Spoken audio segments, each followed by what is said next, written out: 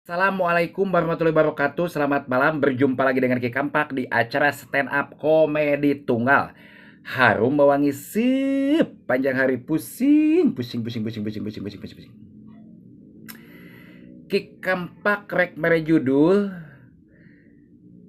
di Indonesia loba para pejabat sebagian anu teu amanah. Nu kumaha Ki pejabat anu teu amanah teh Ki? Nu disebutkeun pejabat teu amanah teh nyaeta ngan saukur bisa janji hungkul ka masyarakat, janji lolobana teh heueuh.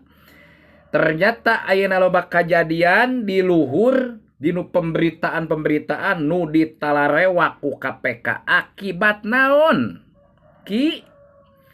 Akibat ngalemokan duit rakyat anu diamanahkeun ka manehna anu teu bisa istilahna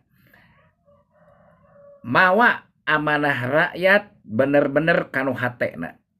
Lolobana naon Ki? Lolobana pake senang-senang, pake hura-hura duit anu tadina kuduna ditepikeun ka rakyat, loba nu malarandak akhirna dikorupsi ku malarenehna, ujung-ujungna pengauditan akhirna naon digares ku KPK, dibalarui. Akhirnya kebahagiaan ditebus dengan dibakarnya dengan uang korupsi itu, kebahagiaannya itu terbakar dengan uang korupsi jabatan gemerlap itu. Ieu ujung-ujungna penuh penyesalan.